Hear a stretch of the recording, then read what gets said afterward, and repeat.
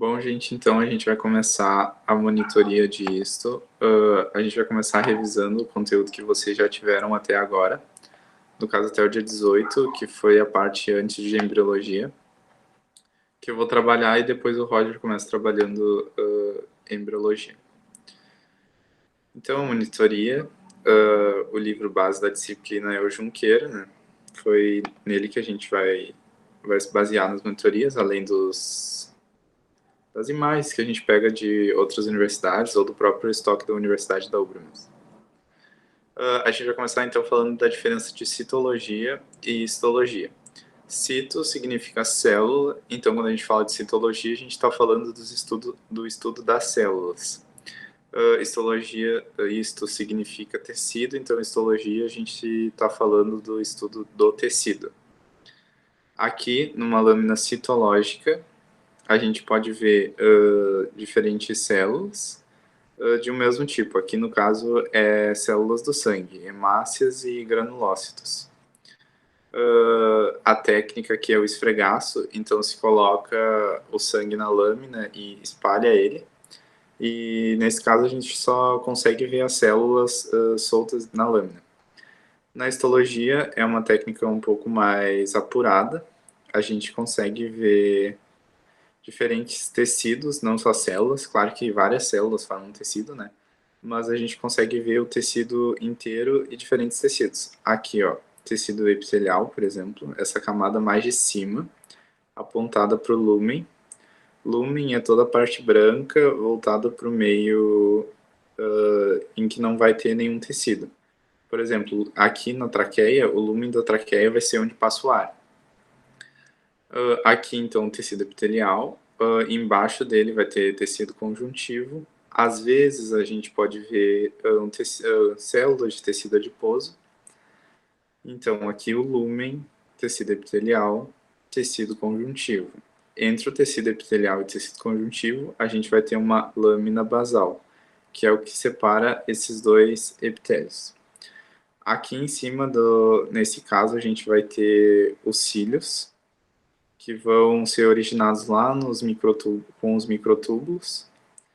E o corte em parafina de traqueia significa como uma vela que tem o fio da vela passando por dentro da parafina. A traqueia é colocada já em cortes nessa parafina e depois disso acontece os microcortes para que possa ocorrer um corte bem fino e ser visto na lâmina, senão não daria para ver. E se fosse tentar fazer sem isso, provavelmente estragaria o tecido, né? Rasgaria tudo. A diferença, então, microscopia pode ser eletrônica ou óptica. A óptica a gente vê nos microscópios da universidade, onde a gente vai estudar. E a microscopia eletrônica, ela traz uma visualização melhor. E ela pode ser de dois tipos, de transmissão ou de varredura. Transmissão, a gente vai ter à vista, como no microscópio óptico também, cortada o tecido e as células. E aqui a gente vai ter o de varredura, que é uma imagem em 3D, nesse caso de uma hemácia, uma plaqueta e um leucócito, células do sangue. Aqui no óptico a gente vê um corte de intestino, vocês podem perceber que ele é colorido, ele não é dessa cor, né? A gente usa corante, hematoxilina e eosina normalmente, mas tem vários tipos de corante. E percebam que aqui no intestino, ó, o epitélio ele vai e volta, vai e volta, vai e volta, vai e volta. Diferente ali da traqueia, em que o epitélio faz uma lâmina contínua, esse do intestino ele faz preguiações. Essas preguiações a gente chama de vilosidade. Então perceba que uma vilosidade ela tem várias células compondo ela. Deixa eu ver mais alguma coisa. Aqui no intestino também, ó, a gente vai ter várias células. E provavelmente aqui está mostrando uma velocidade, ó, a ponta de uma velocidade. Quanto aos microscópios, então, vocês precisam saber de algumas coisas para a prática. Esse aqui é o óptico. e a gente precisa conhecer algumas partes dele. Aqui os parafusos de Charriot, que é o controle do movimento da platina. A platina é aqui onde vai a lâmina é o que contém o espécime. Esses parafusos de Charriot, ele controla a platina para o lado esquerdo, para o lado direito, e para trás e para frente. Aqui tem os macrométrico e o micrométrico, que são para ajuste e controle de foco. Macrométrico, ajuste grosso de foco, e micrométrico, ajuste delicado de foco, que tu vai usar quando tiver nos maiores aumentos, de 400 e de 1000. Os aumentos, então, vão de 32 ou 40, dependendo do microscópio, até 1000. As lentes objetivas são essas de baixo, que são de 3,2 ou 4, 10, 40 e 100. E essas lentes oculares aqui que são de 10. Então, por isso, 3,2 ou 4 vira 32 ou 40, o de 10 vira 100, o de 40 vira 400, e o de 100 vira 1000, que é o maior aumento que a gente tem no microscópio óptico. E quando a gente está no de 1000, a gente vai ter que usar o Nujol, que é um óleo, para evitar o atrito entre a lâmina e a lente. Aqui o eletrônico, que a gente não usa, mas só para conhecimento, que traz imagens bem mais ampliadas, aumentos de 10, 15, 20 mil vezes. Por isso traz uma imagem bem detalhada. Aqui eu vou voltar num detalhe que eu esqueci.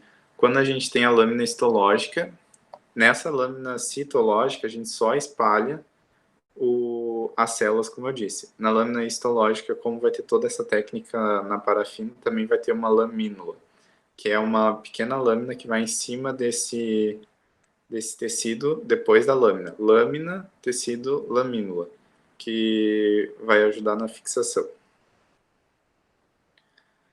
Então, quando vocês verem uma lâmina com uma lamínula, vocês vão ver tecidos, uma lâmina histológica, provavelmente. Eu vou falar então um pouco da célula. Célula, basicamente membrana plasmática, citoplasma, organelas, que vai ser em volta do núcleo, e aqui o núcleo. A membrana não é visível no microscópio, a gente vê só o limite imaginário dela, que a gente pode deduzir. O citoplasma, ele é básico, tá? Então a gente chama ele de acidófilo, porque quem é básico vai ter afinidade pelo ácido. Então, filo, afinidade, ácido, ácido, afinidade pelo ácido. Como a eosina é um corante ácido, o citoplasma vai querer se corar com eosina. Por isso a gente vai chamar também de eosinófilo ou acidófilo. E ele vai ficar mais claro, um rosadinho aqui em volta do núcleo, entre as organelas também. O núcleo, nucleolo, a cromatina, também os ribossomos e o retículo rugoso, eles têm caráter ácido. Por isso eles vão se corar melhor com um corante que é básico, que é a hematoxilina. A hematoxilina, ela é a mais azulada, então a gente pode chamar o núcleo de cianófilo. Ciano significa azul, então afinidade pelo azul, por isso eles vão ficar dessa cor azulada, arroxada. E a gente tem que, aqui no núcleo, esse é um núcleo, tá? A gente não é a célula. A célula vai estar por fora de tudo isso, a membrana plasmática dividindo. O núcleo, então, vai ter o nucleolo, que é essa parte de DNA organizado e denso. E essa parte aqui de cromatina, que é o DNA disperso no núcleo. A gente pode dividir também em eucromatina e heterocromatina.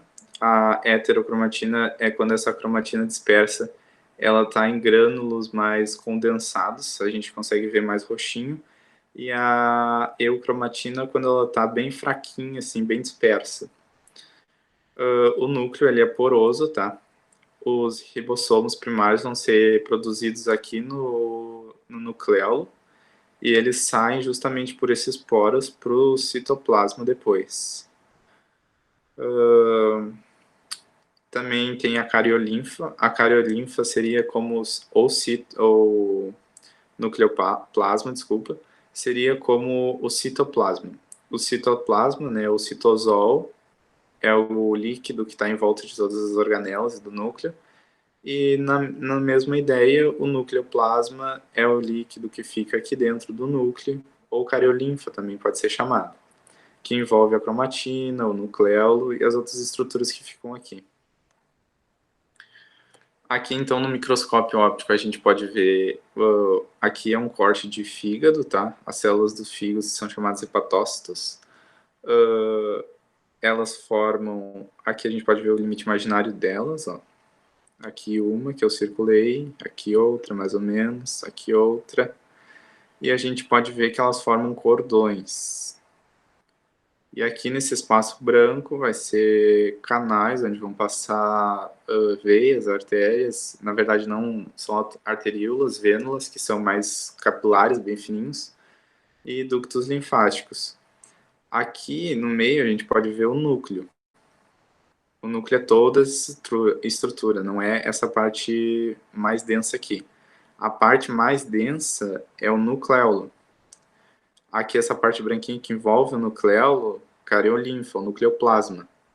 E essa parte mais roxinha que ainda está dentro do núcleo, a gente vai chamar de cromatina. Então, nucleolo, o nucleoplasma e a cromatina, tudo dentro do núcleo. Tudo isso é núcleo, tá? E a partir de então o citoplasma ou citosol, que vai ser envolvido pela membrana plasmática. Aqui dentro vai ter as organelas que não são muito visíveis. Aqui eu apontei algumas então, ó, cromatina, essa aqui está bem densa, fácil de ver, e o nucleolo bem no meio. Aqui, ó, nucleolo, cromatina e a carioteca, que é o que separa o núcleo. Todo o núcleo está envolvido pela carioteca. Nos seres eucariontes, né, claro.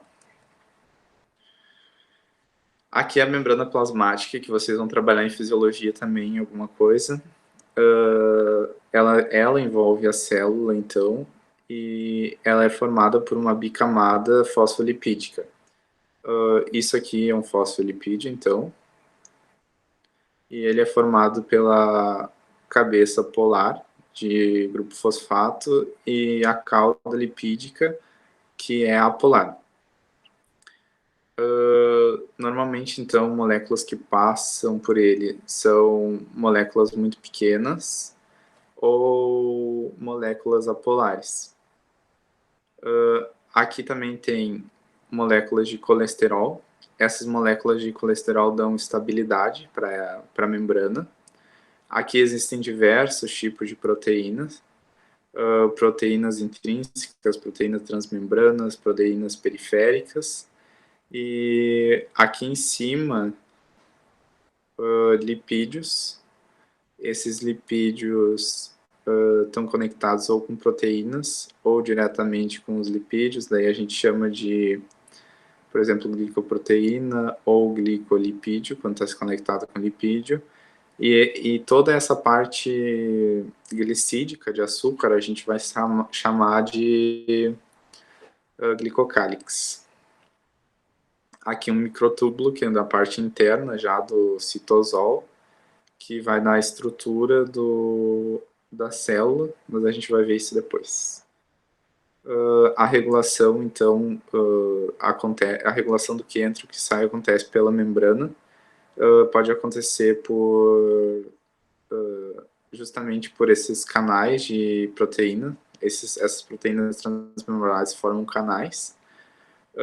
Normalmente há receptores que recebem uma molécula, daí essa molécula faz ativar algum mecanismo, esse mecanismo ativa a proteína se abre, deixa passar algum íon, alguma molécula, ou então ocorre porque a proteína tem a estrutura específica para passar determinado íon por ela. não passa outro ou não passa outra molécula, por exemplo. Aqui a gente vai começar a falar das especializações de membrana. Então, existem especializações que ela faz para se conectar com as outras células melhores, para passar, por exemplo, íons de uma célula para outra, ou então para se conectar fortemente e não deixar nada passar pelo interstício, que é o interstício celular, que é o espaço entre elas, né? Então, aqui, por exemplo, a junção de oclusão serve para evitar justamente que alguma coisa passe entre elas sem antes ter passado pela célula. Ou então voltar por aqui para o lúmen, né? Por exemplo, do intestino, sem antes ter passado por aqui. Então, não pode algo vir do intestino para cá, passar pela célula, entrar aqui na corrente sanguínea, na linfa, por exemplo, e voltar. Então, isso impede com um refluxo de moléculas para cá de volta. Desmossomos são para adesão, assim como a junção aderente. A junção oclusiva, então, é justamente para impedir a passagem de moléculas pelo interstício celular. A junção comunicante, ela é formada por canais de proteína também, que deixam passar livremente de uma célula para outra moléculas e íons. Os desmossomos, como eu já falei, são para adesão e existem os M-desmossomos. Aqui pode ver que é duas estruturas, uma numa membrana, outra na outra membrana, e elas se conectam entre si. Aqui vai ter meia estrutura de um desmossomo, ó, é como se fosse só essa parte aqui de cima, e ela vai se conectar diretamente na lâmina basal. Então é isso que conecta essas células na lâmina basal. E depois vai ter o tecido conjuntivo aqui. Aqui, então, um pouco de texto sobre as especializações. Junções comunicantes podem ser chamadas de junções gap também. E, como eu disse, são permitem a passagem de íons, moléculas, etc., diretamente entre o citoplasma de uma célula e o outro. Muito importante, por exemplo, nas fibras cardíacas. Tem muitas junções gap lá, que são para transmissão de impulso. Vocês vão estudar que a transmissão de impulso é feita através dos íons, sódio, por exemplo, e cálcio. Então, esses íons fluem de uma membrana para outra, passam de um citoplasma para o outro, para fazer a contração, por exemplo. Junção de oclusão são especializações na membrana, em que uma membrana se conecta com a outra fortemente para evitar o refluxo de moléculas. Microvilosidades, então, são pregueamentos da membrana. Eu vou voltar ao slide aqui, ó. São esses pregueamentos. Isso aqui é a membrana plasmática. Aqui embaixo também tem a membrana plasmática, ao redor também. Só que aqui em cima, ao invés de ela ser reta, ela vai e volta, igual naquele slide no começo que eu falei das microvelocidades. Estereocílios, então, são pregueamentos irregulares da membrana. A lógica é a mesma da microvilosidade, tá? Ela é um pregueamento da membrana, só que ao invés de ser regular, como na microvilosidade, esse estereocílio tem o pregueamento irregular, que vai dar um aspecto de cílios, então, bem fluido.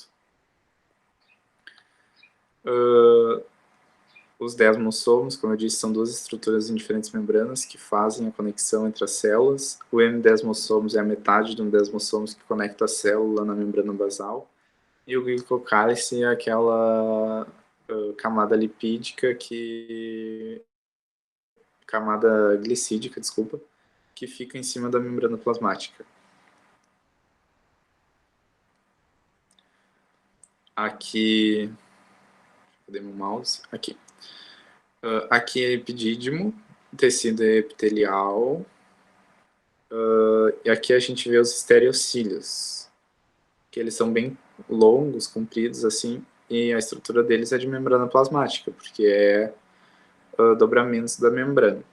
Aqui embaixo o tecido conjuntivo, aqui a lâmina basal, que separa o tecido epitelial do tecido conjuntivo, e aqui do lado a gente tem um corte de traqueia de novo. Esses aqui são os cílios. Vocês podem perceber que eles são mais curtos e mais regulares do que os estereocílios.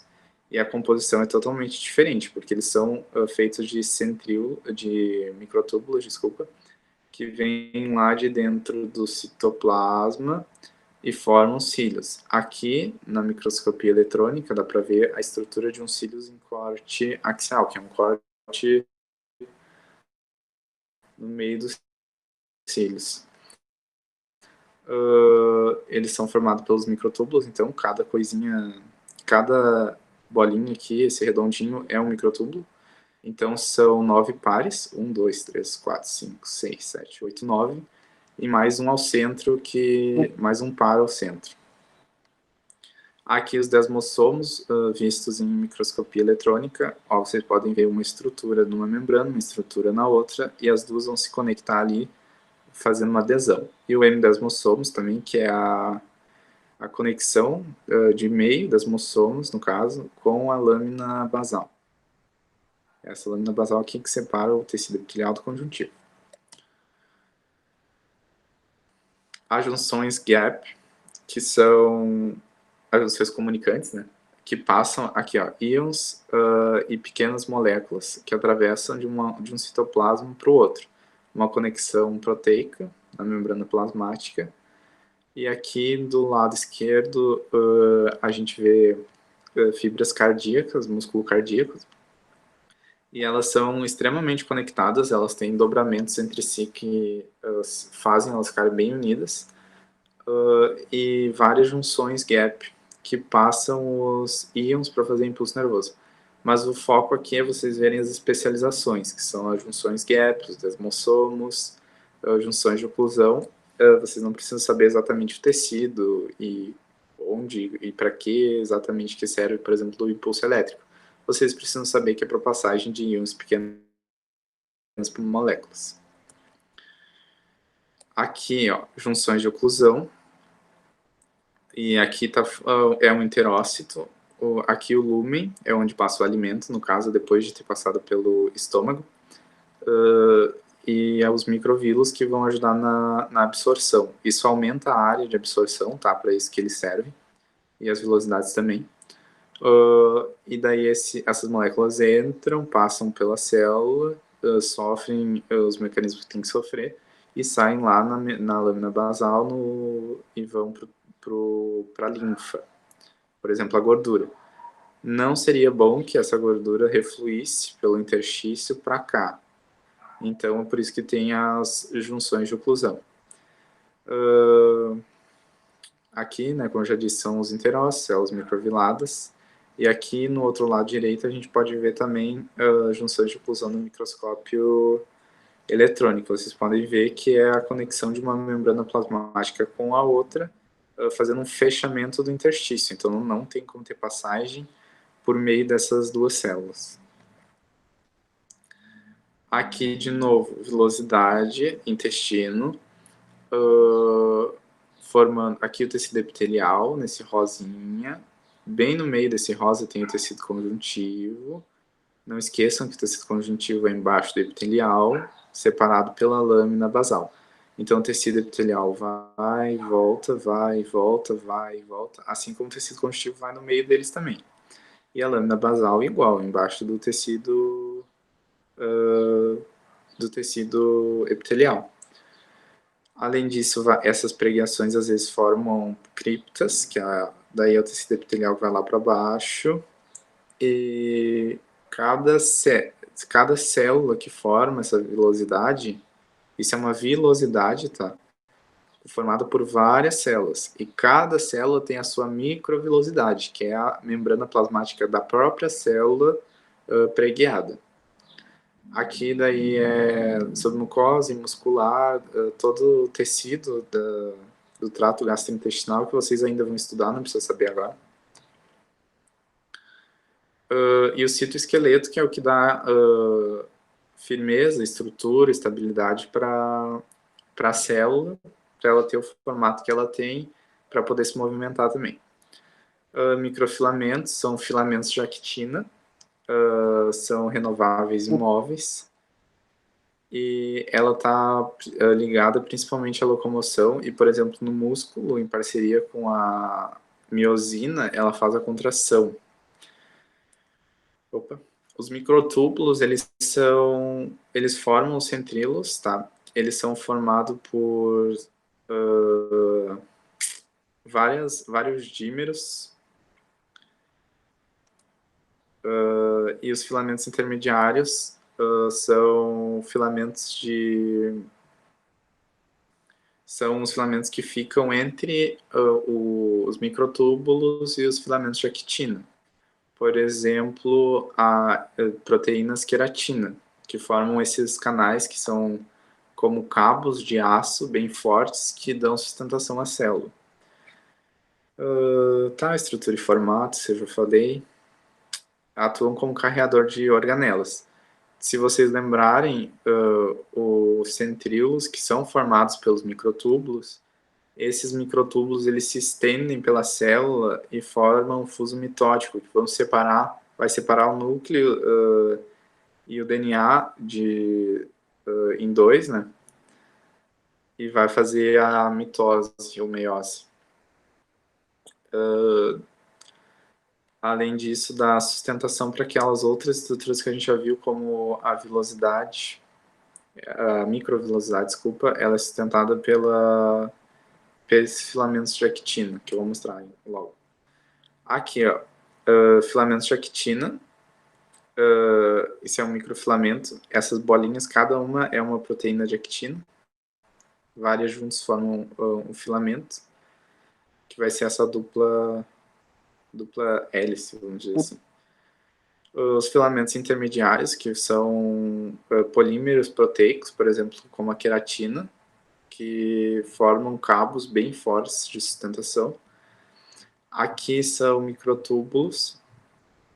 O microtúbulo é aquela mesma estrutura que a gente viu, o círculozinho nos cílios. Deixa eu ver se eu volto para ver. Aqui, ó.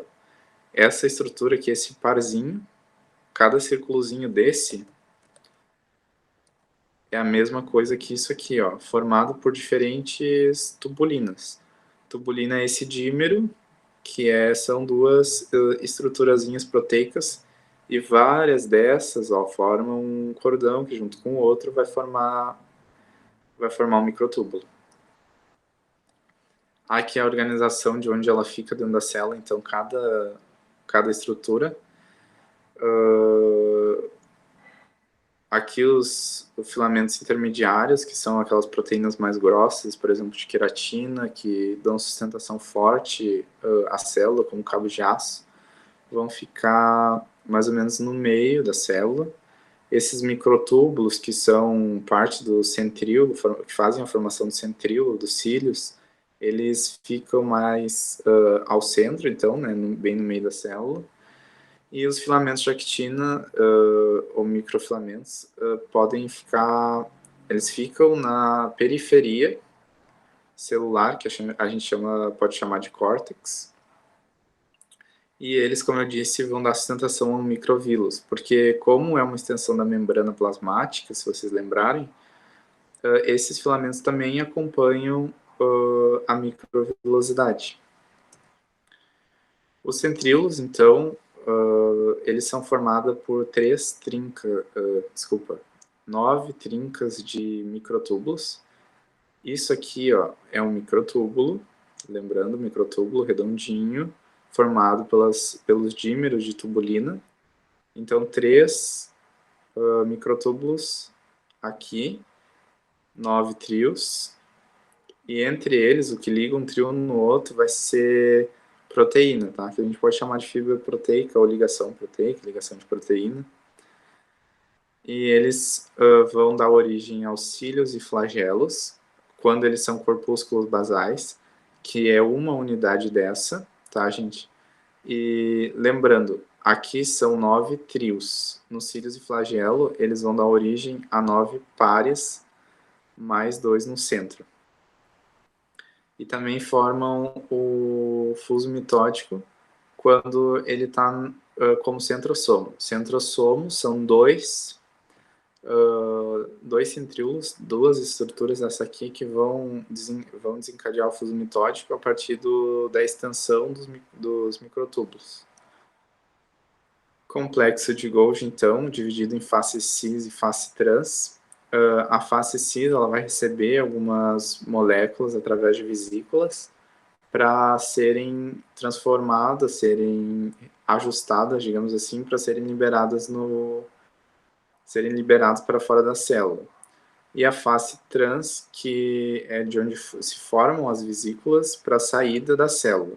Então, chega uma vesícula, por exemplo, do retículo endoplasmático granuloso, ele chega no Golgi, libera o que ele tem que liberar, por exemplo, uma proteína, sei lá, e depois disso sofre as modificações que tem que sofrer dentro do Golgi, e o Golgi libera através de vesículas para fora da célula. Ele tem um papel muito importante na formação do acrossoma, que vocês vão estudar no próximo capítulo de embriologia, então decorem isso. E também é do Golgi que saem as vesículas dos lisossomos. Os lisossomos são as vesículas que a gente vai estudar. E assim, no formato deles, são várias cisternas. A gente pode ver essa estrutura meio convexa, que forma várias cisternas, vários dobramentos. A posição estratégica, como eu disse, né, que recebe do retículo granuloso, então, e leva para a membrana plasmática. Então, a posição dele é entre essas duas estruturas. Não faria sentido ele estar grudado na membrana e longe do REG, e não estaria correto também ele estar grudado no REG longe da membrana plasmática, que ele tem que secretar coisas. Secreção e excreção também é uma coisa bem importante. Secreção são coisas úteis ao organismo e às células, e excreção são resíduos, coisas que não serão utilizadas pelo corpo ou pela célula. Aqui os ribossomos, eles fazem a síntese de proteínas, né? A formação dele é lá no nucleolo, ele é feito de RNA e material proteico, liberado lá nos poros do núcleo, e ele pode estar livre ou anexado no retículo endoplasmático rugoso.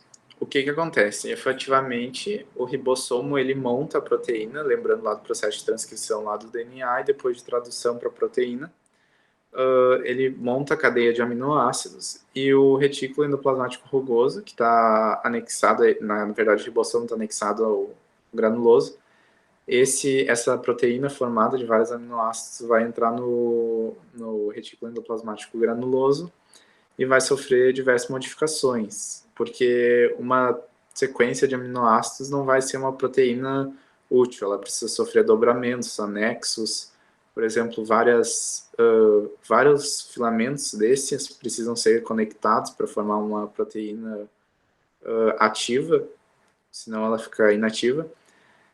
E na microscopia a gente vê eles, não dá para diferenciar muito bem, mas como eu disse, eles são formados de material de RNA e proteína, então eles são basófilos, o que significa que eles são ácidos, né?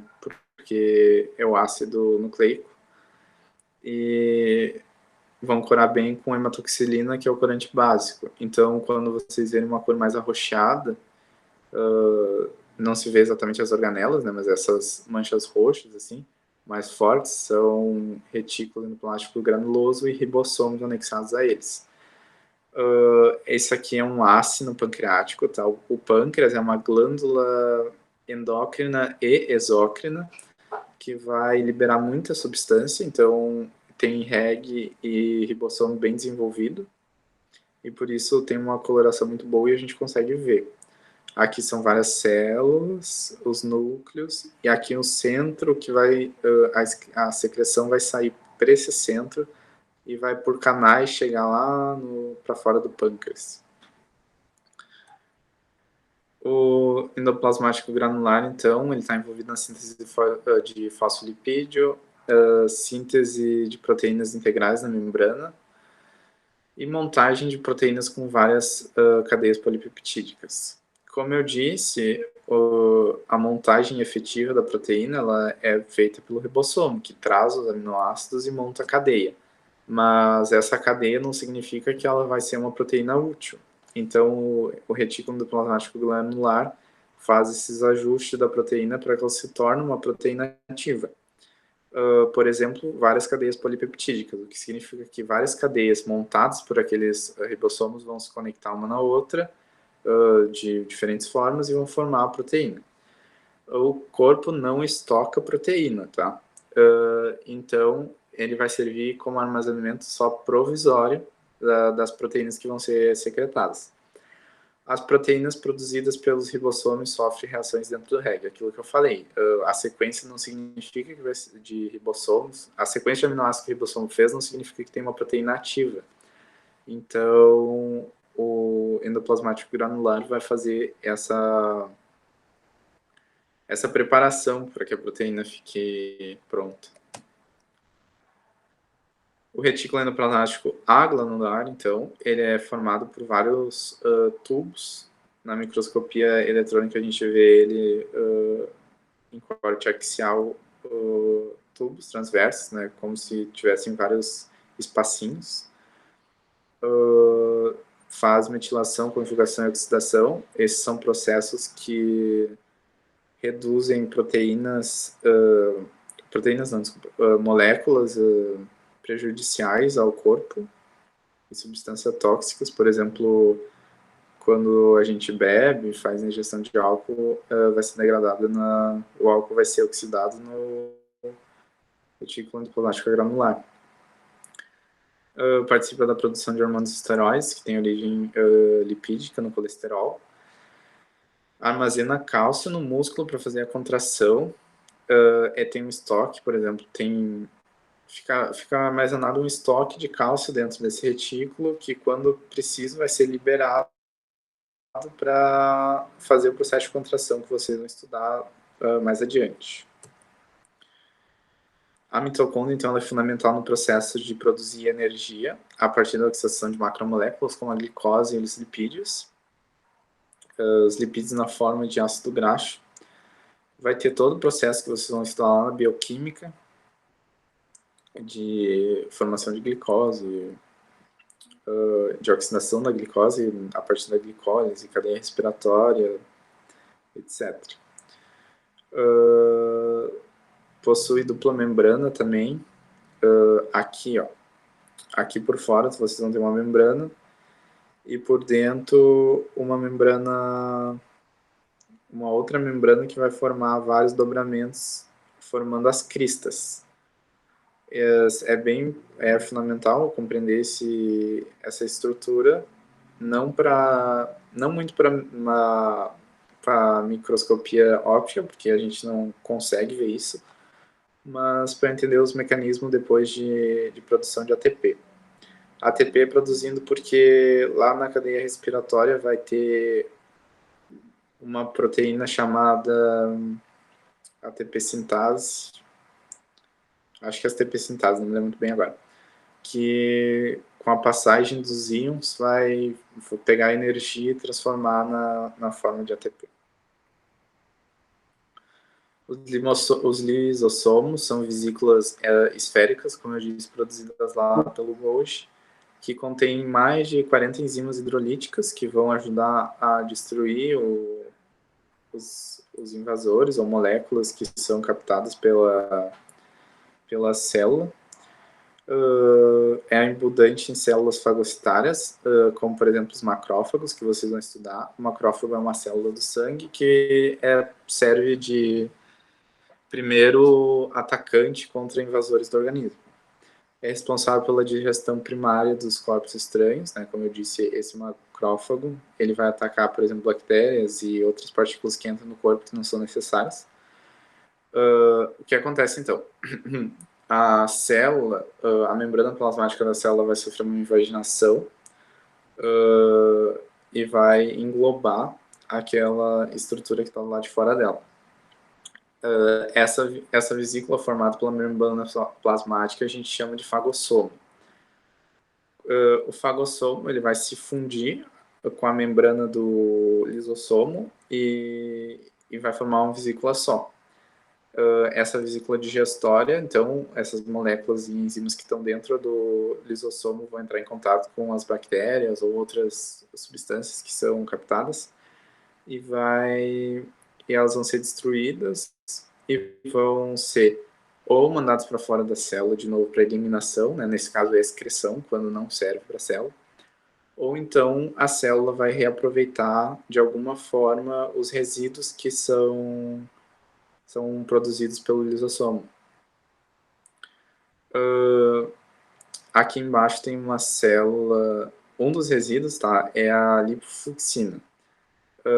E aqui embaixo tem um neurônio, uma célula bem grande, com uma parte mais, uma mancha branca que demonstra uma quantidade bem grande de lipofluxina, tá? Aqui núcleo, membrana, provavelmente prolongamentos aqui dos dendritos. Aqui então a mancha branca, lipofluxina, que é uma substância tóxica, não tóxica na verdade, mas que não é bem digerida e não é eliminada da célula e nem é reaproveitada. Então ela forma um estoque aqui, a gente pode ver quanto mais velho é o neurônio, mais estoque de lipofluxina ele vai ter na membrana dele, no citoplasma dele. Então é isso, acabou a primeira monitoria de revisão. Bom semestre a todos. A gente vai começar a trabalhar a partir do próximo conteúdo da embriologia. E é isso, a gente está aí para tirar as dúvidas, trabalhar com os TDEs, as semipresenciais de vocês também. É só chamar. Agora, a partir de agora, a gente vai seguir o cronograma que a gente vai entregar para vocês.